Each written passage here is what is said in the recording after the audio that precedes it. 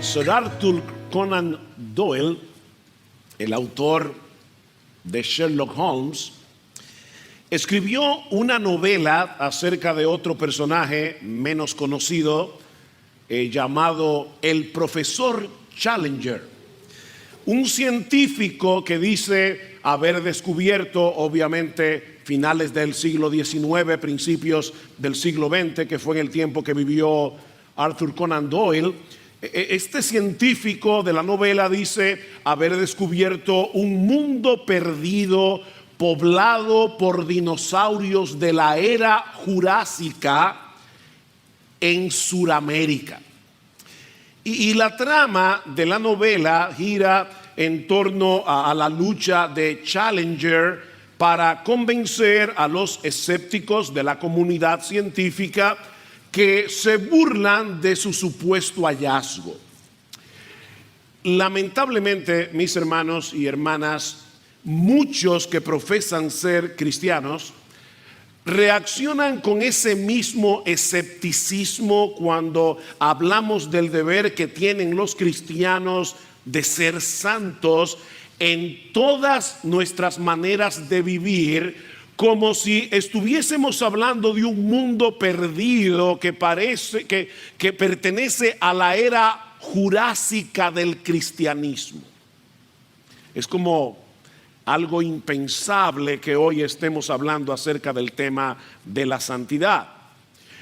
Hay otros en la iglesia que rechazan inconscientemente la idea de la santidad porque la imagen que viene a sus mentes cuando ellos escuchan la palabra santo es la de un santurrón legalista, hipócrita, amargado, severo, hipercrítico y un largo etcétera. Bueno, mis hermanos, mi tarea en esta mañana es hacerles ver la santidad como algo hermoso. Yo quiero convencerlos que nada puede estar más lejos de la realidad que esa caricatura que nos han pintado de lo que es un hombre santo. La Biblia dice que la santidad es el atributo por excelencia que hace que Dios sea hermoso. Es el atributo que hace que Dios sea glorioso. Ustedes recuerdan cómo Isaías vio una visión en el templo de serafines que cantaban: Santo, Santo, Santo Jehová de los ejércitos, toda la tierra está llena de su gloria. Hay una conexión entre la santidad y la gloria. La santidad es el brillo de la gloria de Dios. Y Él nos manda explícitamente en su palabra, tanto en el Antiguo como en el Nuevo Testamento, a que seamos santos porque Él es santo. La santidad no es opcional para el creyente. La santidad no es un bono reservado para los supermiembros de la iglesia, una élite especial de cristianos. No, mis hermanos, todo creyente es exhortado en la Escritura a perseguir la santidad. Y ese es el telón de fondo del pasaje que vamos a considerar en esta mañana, continuando con nuestra serie expositiva en Primera a los Tesalonicenses. Vamos a leer los versículos 10 al 12 del capítulo 2. Dice el apóstol Pablo: vosotros sois testigos y también Dios de cuán santa, justa e irreprensiblemente nos comportamos con vosotros los creyentes, así como sabéis de qué manera os exhortábamos, alentábamos e implorábamos a cada uno de vosotros como un padre lo haría con sus propios hijos, para que anduvierais como es digno del Dios que os ha llamado a su reino y a su gloria. Debido a que los enemigos del evangelio estaban atacando a Pablo en la ciudad de Tesalónica, Pablo se vio en la necesidad de defender su integridad, como veíamos el domingo pasado. No porque él estuviera preocupado por su propia reputación, sino por el impacto negativo que esto pudiera tener en esta iglesia recién fundada. Y la defensa de Pablo es que ellos modelaron una vida de santidad, versículo 10, y los exhortaron a la santidad, versículos 11 y 12. Por eso les decía que la santidad es el telón de fondo de este pasaje. Y mis hermanos, si hay algo que no se puede decir de Pablo, es que era un santurrón, amargado, severo e hipercrítico. Él era eso antes de que Dios lo salvara en su camino a Damasco. Eso es una caricatura de la verdadera santidad. Mis hermanos, la santidad en la Escritura no solo está conectada con la pureza moral, sino también con el gozo. Más de una vez hemos hecho este ejercicio aquí, pero como las cosas se olvidan, en más de una ocasión, estando con un grupo de personas, no solamente aquí en la iglesia, hemos preguntado: dime rápidamente cuáles son las palabras o las ideas que vienen a tu mente cuando tú escuchas la palabra santidad. Y la gente dice, bueno, pureza, separación, y son conceptos conectados con la santidad, pero nadie dice alegría, gozo. La santidad está conectada con el gozo, porque nuestro Dios, que es 3 veces santo, es un Dios feliz. ¿Tú has pensado en eso? Dios no es un ser amargado. Dios no es un ser que quiere que todos nosotros experimentemos una vida terrible. Él no quiere compartir con nosotros su aburrimiento. Él quiere compartir con nosotros su bienaventuranza. Él es el bienaventurado Dios. El bienaventurado Dios. Nuestro Dios es un Dios feliz. Y Él quiere compartir con nosotros esa bienaventuranza al darnos sus mandamientos y al producir en nosotros un carácter como el suyo.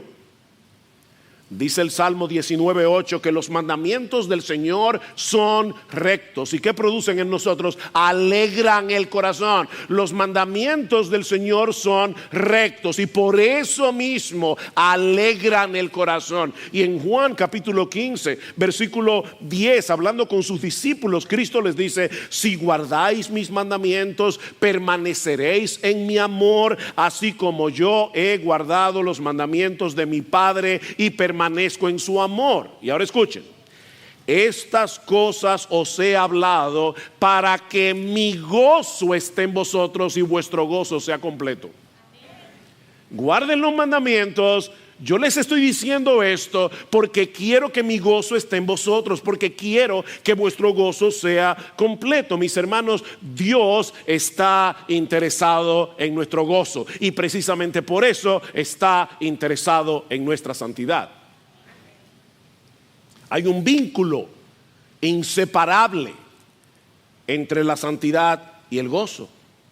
Y es precisamente por eso, mis amados hermanos de Iglesia Bíblica del Señor Jesucristo, que los pastores que verdaderamente aman a la gente que pastorean deben modelar delante de ellos una vida de santidad y deben animarlos y exhortarlos a una vida de santidad. Escribiendo a los Corintios, Pablo les dice en su segunda carta que el propósito de su ministerio, 2 Corintios 1:24, oigan esto: el propósito de su ministerio no era enseñorearse de su fe, sino que colaboramos para vuestro gozo. ¿Cuál es la labor nuestra como pastores? Colaborar con vuestro gozo. Estamos colaborando con tu gozo cuando te exhortamos a la santidad. Estamos colaborando con tu gozo cuando te exhortamos a la obediencia. Estamos colaborando con tu gozo cuando te advertimos que te cuides del pecado. Estamos colaborando con tu gozo. Y es con ese trasfondo en mente que debemos considerar los tres elementos que Pablo menciona en este pasaje con respecto a su ministerio, donde él modeló un pastoreo como si fuera un padre. ¿Lo vieron en el versículo 11? Así como sabéis de qué manera os exhortábamos, alentábamos e implorábamos a cada uno de vosotros como un padre lo haría con sus propios hijos. Bueno, Pablo, como un padre, les brindó a los tesalonicenses un modelo digno de imitar, un pastoreo digno de ser recibido y una meta digna de ser alcanzada. Así que veamos, esos son los tres puntos de mi sermón en esta mañana. Veamos en primer lugar un modelo digno de ser imitado. Versículo 10 dice Pablo: vosotros sois testigos y también Dios de cuán santa, justa e irreprensiblemente nos comportamos con vosotros o entre vosotros los creyentes. Ante la acusación de sus enemigos, Pablo apela al testimonio de los creyentes en Tesalónica, pero sobre todas las cosas, él apela al testimonio de Dios mismo. Ustedes son testigos y también Dios. Noten en el versículo 4 cómo Pablo apela a Dios. Anteriormente dice: sino que así como hemos sido aprobados por Dios para que se nos confiara el evangelio, así hablamos, no como agradando a los hombres, sino a Dios que examina nuestro corazón. A final de cuentas, es el testimonio de Dios el que importa, pero Pablo le dice a ellos: nosotros nos comportamos, Pablo, Silas, Timoteo, nos comportamos como hombres de integridad mientras estuvimos en Tesalónica, y ustedes mismos pueden testificar a favor nuestro.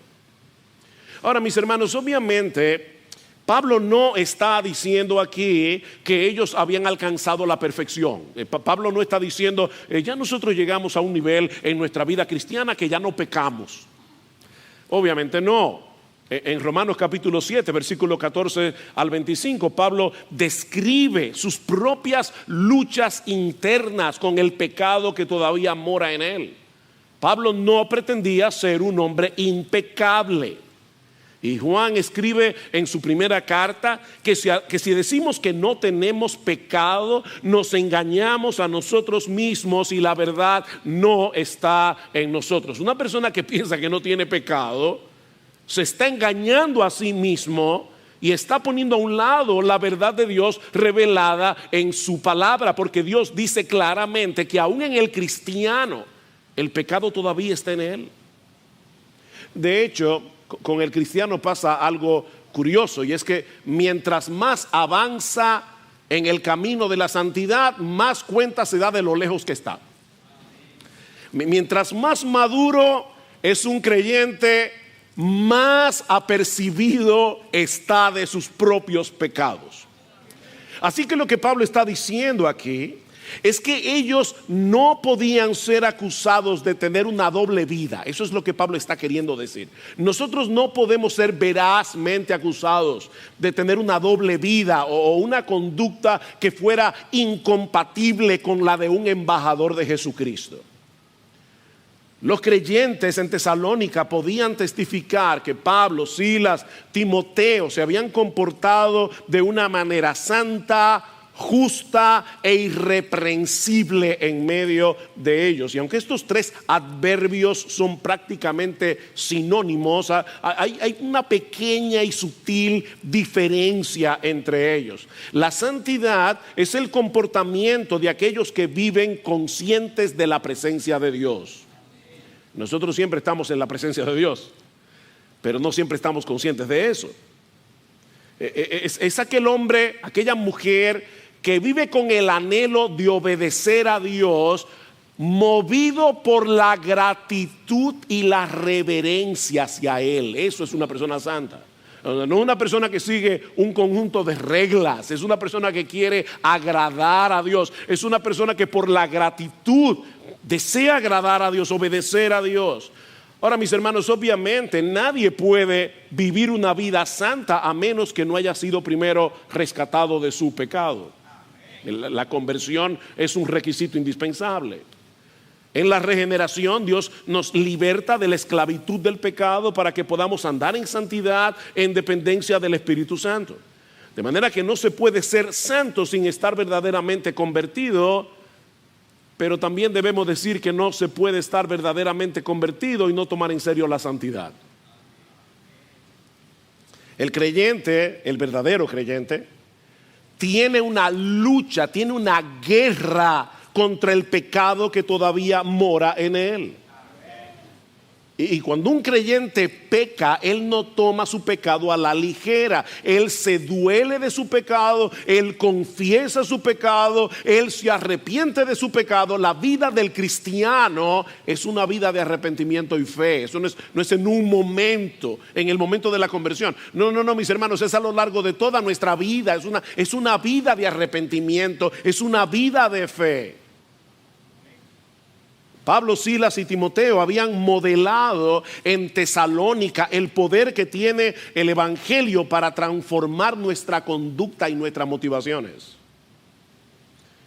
Por otra parte, Pablo dice que ellos se habían comportado de una forma justa y se está refiriendo probablemente a una vida honesta, a una vida de integridad hacia los demás. Y de nuevo, ese es un fruto de la gracia en nosotros. Es un fruto de la gracia. Escribiéndole a Tito, Pablo le dice que la misma gracia que nos salvó es una gracia que nos enseña. ¿Qué nos enseña la gracia? A que renunciando a la impiedad y a los deseos mundanos, vivamos en este siglo sobria, justa y piadosamente. La gracia nos enseña eso. Y todo esto se engloba en la palabra irreprensible, que es una de las cualificaciones que deben tener los pastores. ¿Recuerdan?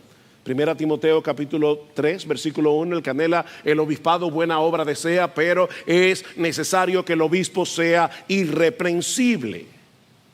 Y eso significa no tener ninguna acusación veraz que pueda descalificarnos como ministros del Evangelio. Esa es la idea. Ahora, mis hermanos, es importante resaltar que los pastores no somos los únicos que tenemos el deber de comportarnos de esa manera.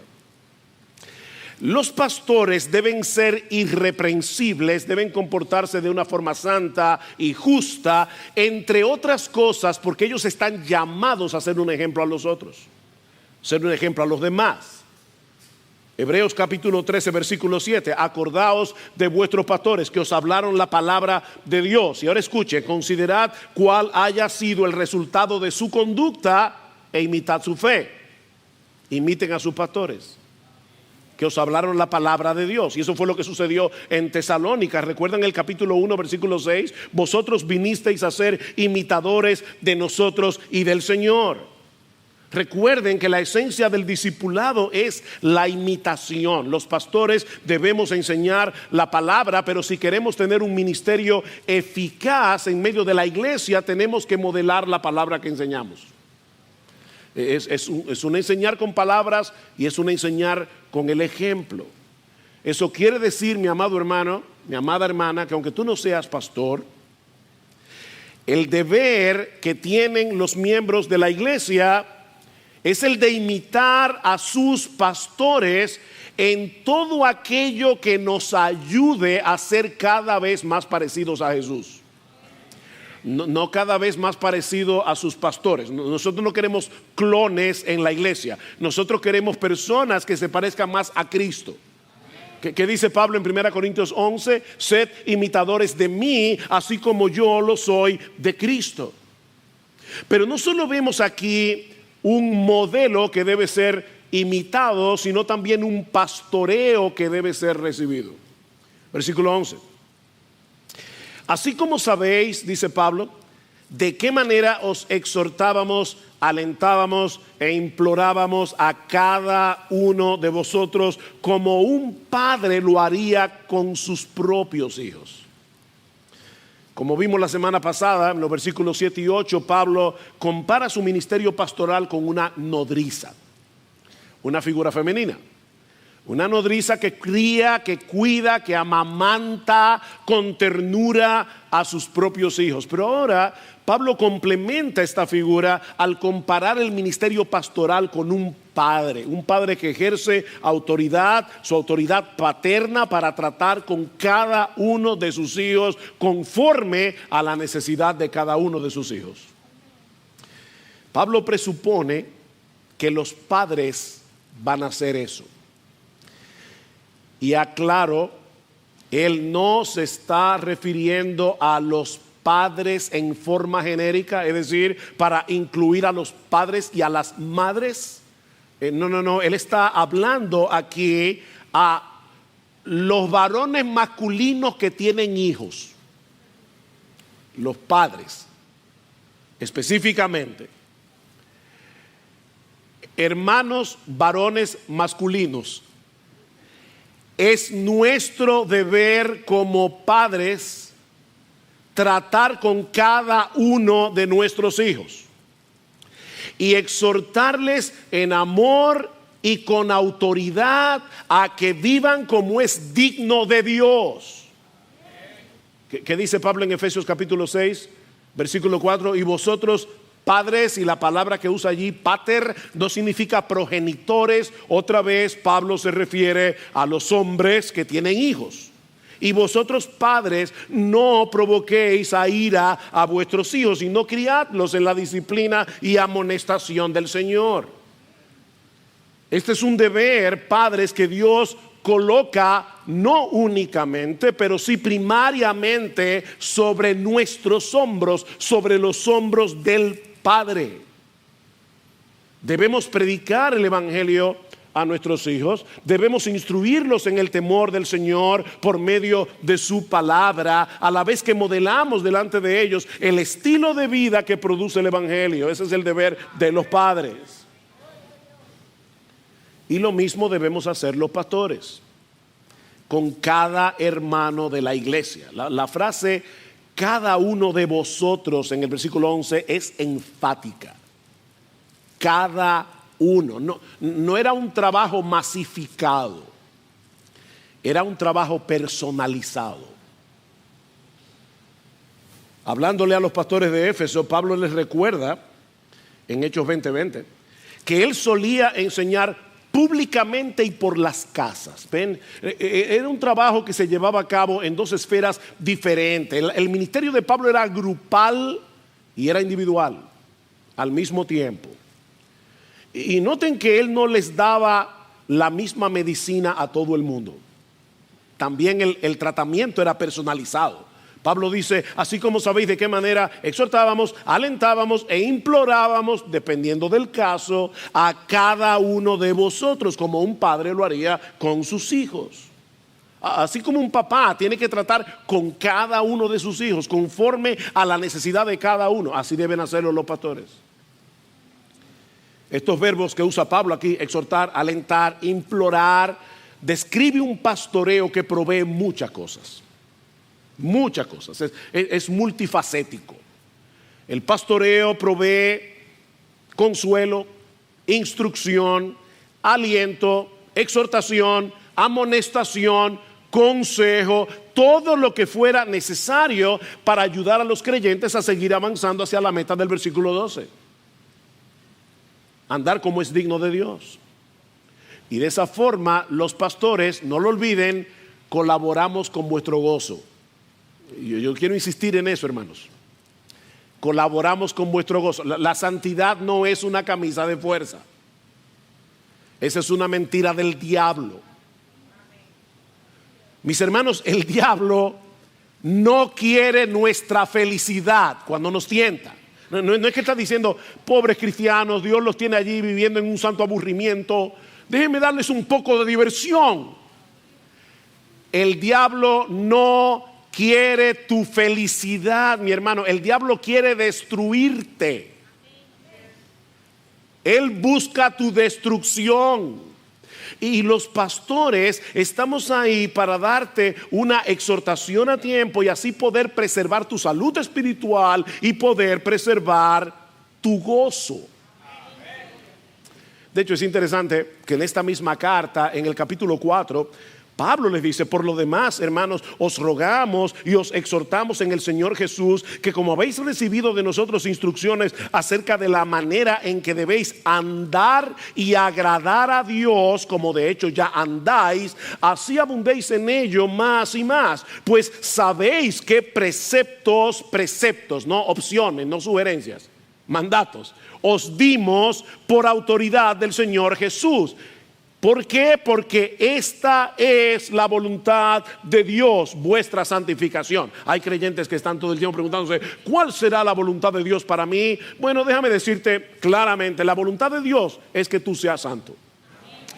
Sin embargo, al final de la carta, Pablo dice en 1 Tesalonicenses 5:16: estad siempre, ¿qué? Gozosos. Entonces aquí hay una exhortación a vivir en santidad, y al final una exhortación a estar siempre gozoso. ¿Cómo nosotros podemos estar siempre gozosos? Obviamente viviendo en santidad. ¿Ven? Las dos cosas están conectadas. Mi hermano, déjame ponértelo de esta manera: nosotros pastoreamos para tu gozo y el nuestro. ¿Cómo así?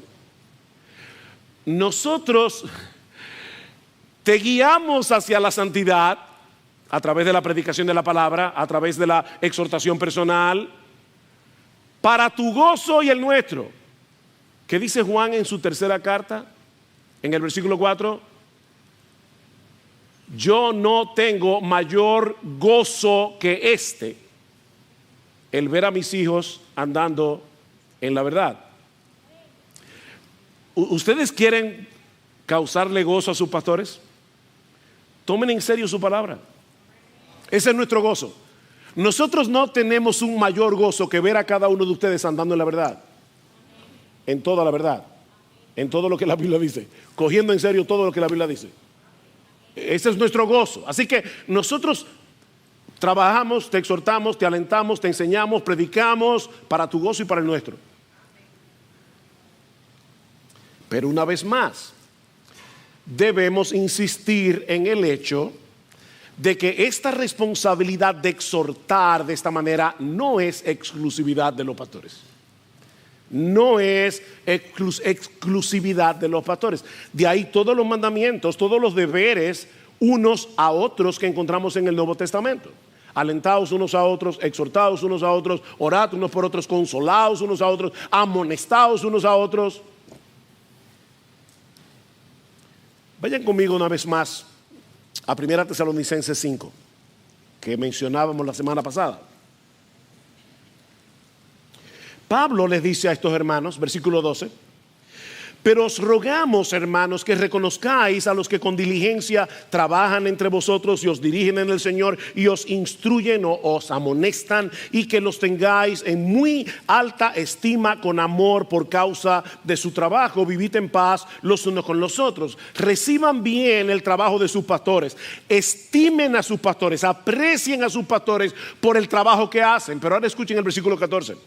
Y os exhortamos, hermanos, no pastores, a que amonestéis a los indisciplinados, animéis a los desalentados, sostengáis a los débiles y seáis pacientes con todos. ¿Quiénes tienen esa responsabilidad? Todos nosotros. Nosotros lo hacemos de manera oficial, porque ese es nuestro oficio y nuestro gozo hacerlo. Pero todos tenemos el deber de ayudarnos, de edificarnos unos a otros. Como dice el comentarista Guillermo Hendrickson, es un error dejar todo esto solamente en manos de los pastores. Eso es un error. Los pastores no podemos alcanzar a todo el mundo aquí. Somos 7 y la membresía está llegando a los 700. ¿Cómo hacemos eso durante toda la semana? No podemos. Pero nos multiplicamos para que el cuerpo funcione como un cuerpo. ¿Qué dice el autor de la carta a los Hebreos: y considerémonos unos a otros para estimularnos al amor y a las buenas obras, no dejando de congregarnos como algunos tienen por costumbre, sino exhortándonos, y tanto más cuando veis que aquel día se acerca. Nosotros debemos animarnos, debemos exhortarnos unos a otros durante toda la semana, pero cuando nos congregamos como iglesia en el día del Señor, tenemos una excelente oportunidad para funcionar como un cuerpo, edificándonos y animándonos unos a otros. Déjame hacerte una pregunta. Cuando tú te estás preparando para venir a la iglesia, a congregarte, ¿tú vienes con esa conciencia? Tú le pides al Señor: Señor, abre mis ojos a las necesidades de mis hermanos y provéeme a alguien a quien yo pueda ayudar, exhortar, animar, alentar, consolar en esta mañana. Tú vienes a la iglesia, tú te congregas con esa conciencia. Ahora vamos a tener la escuela dominical a las 9:30. El culto comienza a las 11, pero ven a las 9:20. Y recuerda que va a haber un receso, vamos a tener tiempo para compartir. No es solo para tomarnos un café y comer una galletita, es para que podamos tener tiempo para compartir unos con otros. Es bueno simplemente compartir lo que hemos recibido en la clase, pero también es bueno acercarte a un hermano que tiene una cara de problema y pregúntale qué le pasa.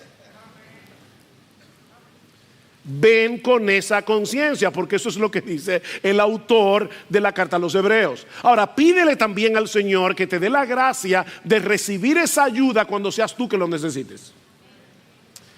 Déjame hacerte otra pregunta. ¿Tú recuerdas la última vez? Piénsalo, esto no es una pregunta retórica, piénsalo. ¿Tú recuerdas la última vez que alguien vino a ti y te amonestó por alguna razón? Te señaló algo que no está bien en tu vida. ¿Cómo tú reaccionaste? Tú eres de las personas cuyos amigos tienen que pensarlo 1000 veces antes de decirle algo porque piensan que te puedes molestar. Eres hipersensible. Porque de ser así, no vas a recibir esta ayuda. Nosotros tenemos que estar abiertos a ser ayudados, consolados cuando sea necesario, alentados cuando sea necesario, exhortados, amonestados cuando sea necesario. Mis hermanos, la santidad es un proyecto de comunidad.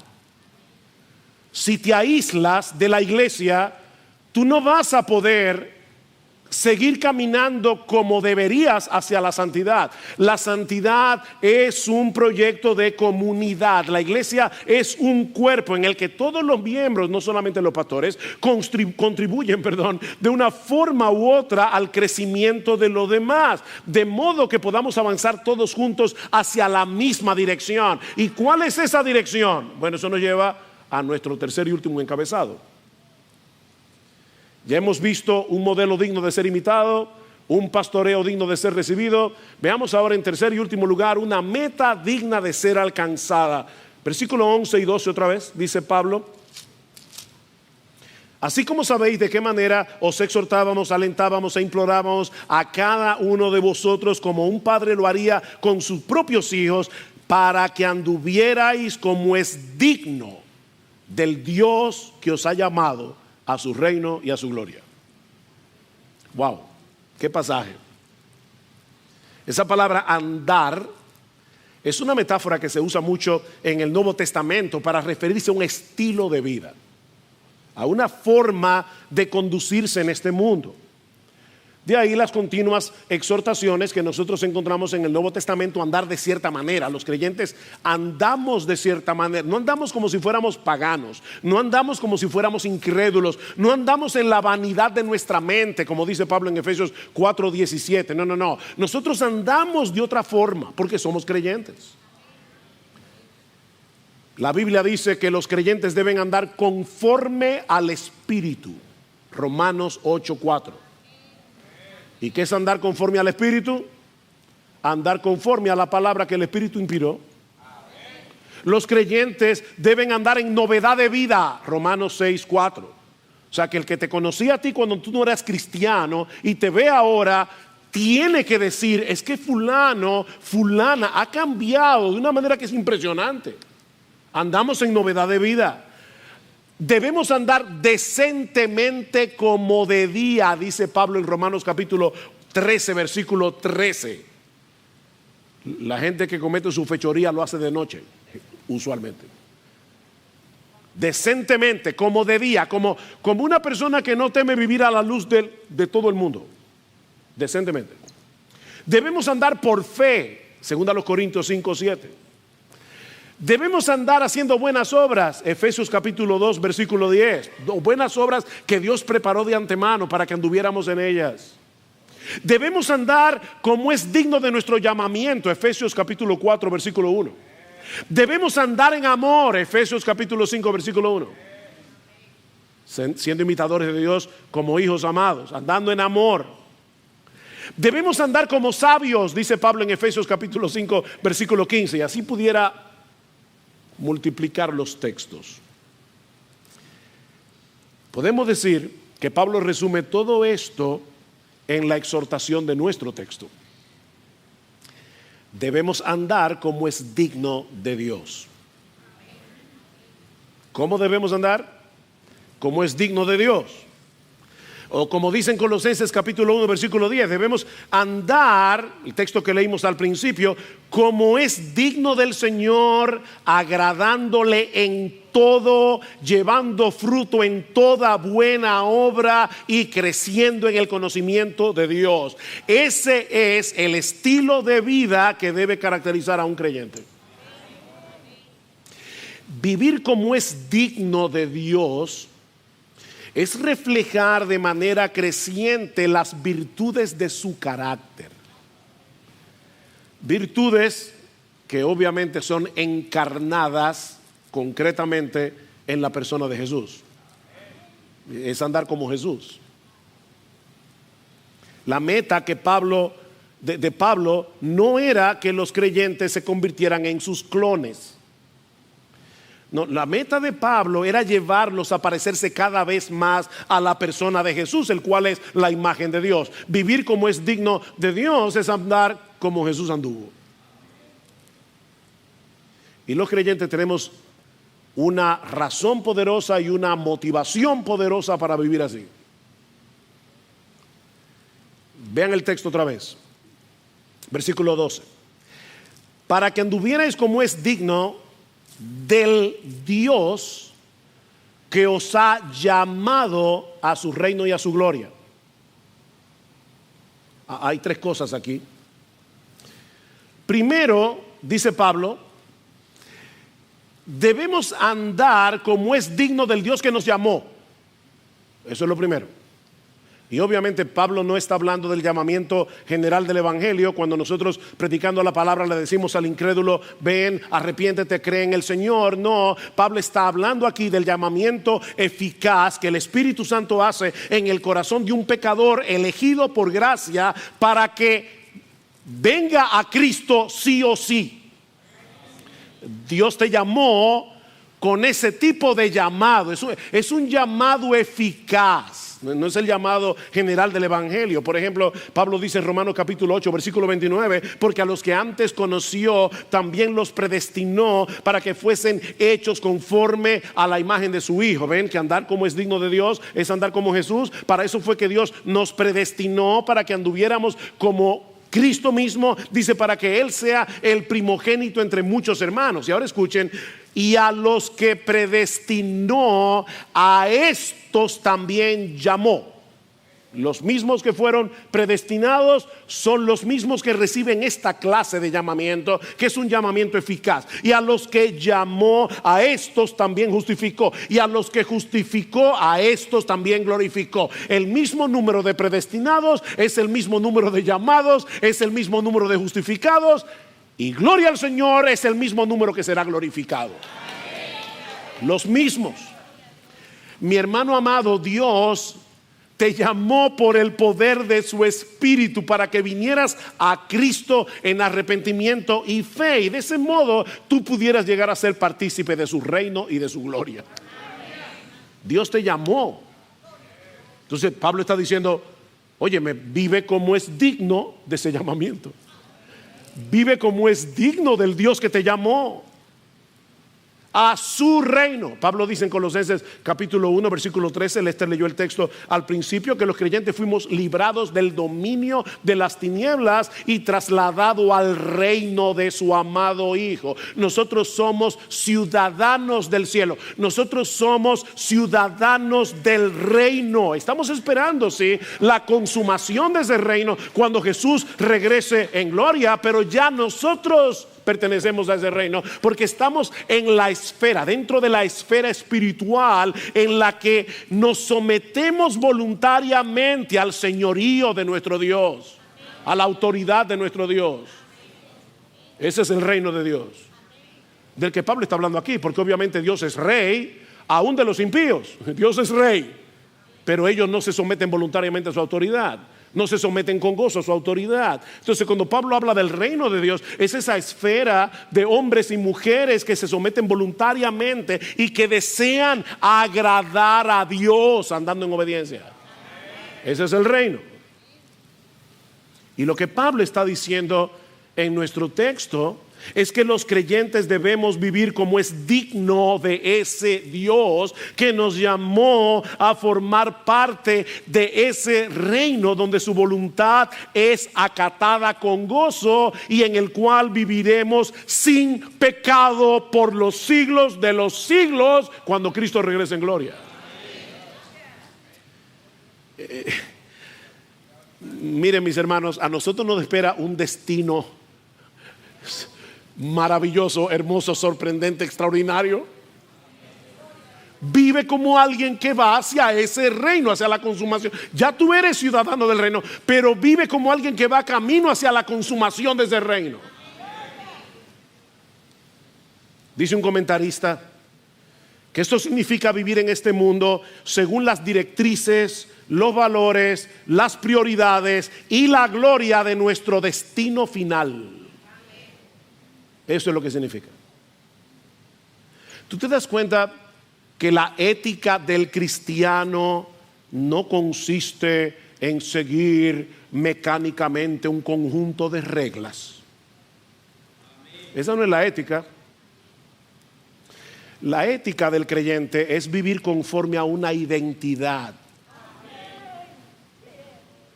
A los evangelistas de la prosperidad les encanta decir somos hijos del rey y por eso tenemos que tener la mejor casa, el mejor sueldo, el mejor carro. No, somos hijos del rey y por eso debemos tener su carácter. Ser santo porque Él es santo. Porque nuestro gozo no está en tener un mejor sueldo, nuestro gozo no está en tener una mejor casa, nuestro gozo no está en tener una mejor salud, nuestro gozo está en ser como Dios. Porque Él es un Dios feliz. Me encanta un libro que estoy leyendo sobre la Trinidad y el autor dice constantemente la tierra feliz de la Trinidad. Dios es feliz y Él quiere compartir eso con nosotros. Así que es vivir conforme a una nueva identidad. Somos hijos de nuestro Padre que está en los cielos, que nos compró con la sangre de Cristo, que nos llamó con un llamamiento irresistible por el poder del Espíritu Santo, para que seamos partícipes de su reino y de su gloria. La vida cristiana práctica consiste en vivir a la luz de esa nueva identidad. Vive como es digno de Dios en tu familia.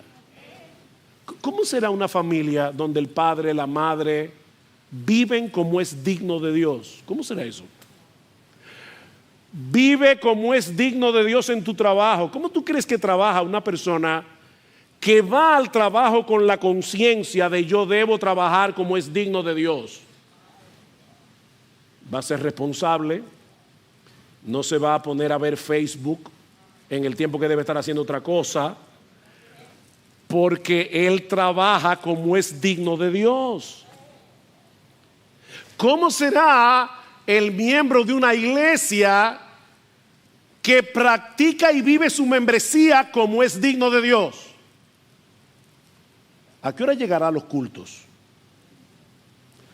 ¿Participará de las cosas de la iglesia? ¿Se involucrará? ¿Pondrá sus dones en operación? ¿Cómo será ese miembro? ¿Cómo es digno de Dios? Recuerda, mi hermano, en todo momento, en medio de tus aflicciones, que las aflicciones del tiempo presente no son comparables con la gloria venidera que en nosotros ha de manifestarse. Nosotros tenemos una identidad y un destino, y ese destino es sencillamente glorioso. Bueno, vive de tal manera que refleje esa realidad, tu identidad y tu destino. Me encantó una cita de Piper que Gloria compartió esta mañana en el chat de la familia. Decía: saber que Dios te escogió, te llamó y te dio la fe, y saber que nunca te dejará, que te preservará y te presentará irreprochable ante su gloriosa presencia con gran alegría, trae a tu vida un gozo sin límites, una fuerza invencible y un valor sin medida. Amén. Saber eso. Y seguramente Piper estaba pensando en estos dos textos bíblicos que ahora quiero dejar en tu mente antes de concluir. Primera Tesalonicenses 5:22 dice: absteneos de toda forma de mal. ¿Quién es que él debe abstenerse de toda forma de mal? Tú y yo. Esa es nuestra responsabilidad. Pero no estamos solos en esto. ¿Qué sigue diciendo Pablo?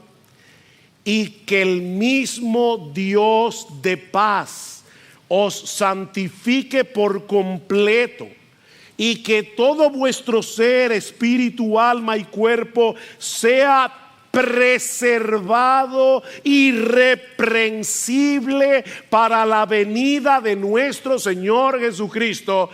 Fiel es el que os llama, el cual también lo hará. Aquí tenemos las dos cosas. ¿Cuál es mi deber? Abstenerme de toda especie de mal. ¿Qué va a hacer Dios? Dios me va a preservar si yo soy un verdadero creyente. ¿Y qué termina diciendo Judas en su carta?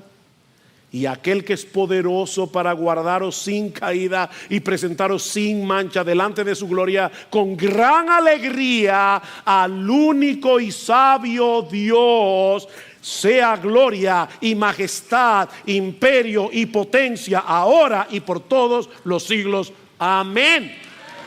Con gran alegría estaremos en la presencia de ese Dios feliz en la tierra gozosa de la Trinidad. Y ahora que vamos a participar de la cena del Señor, mi hermano, aproveche este momento para darle gracias a Dios de todo corazón por lo que Él ha hecho a tu favor en Cristo. Si tú fuiste llamado a su reino y a su gloria, es porque Dios te escogió desde antes de la fundación del mundo. Es porque Cristo derramó su sangre para que tú pudieras ser redimido, para que tú pudieras ser librado de la esclavitud del pecado. Es porque el Espíritu Santo fue enviado desde el cielo a cambiar tu corazón, a darte vida cuando estabas muerto en tus delitos y pecados, y a traer un llamado irresistible del Evangelio para que tú vinieras a Cristo en arrepentimiento y fe. Dale gracias a Dios. Dale gracias a Dios.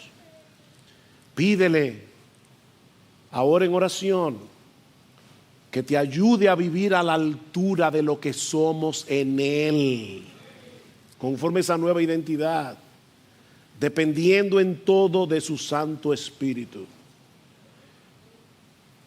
Y ampárate en su gracia perdonadora, que siempre está disponible para todo aquel que cree. ¿Has sido convicto de pecado en esta mañana?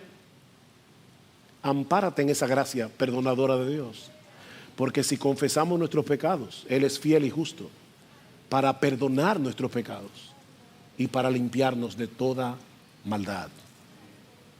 Aprovecha este tiempo en tu íntima y dulce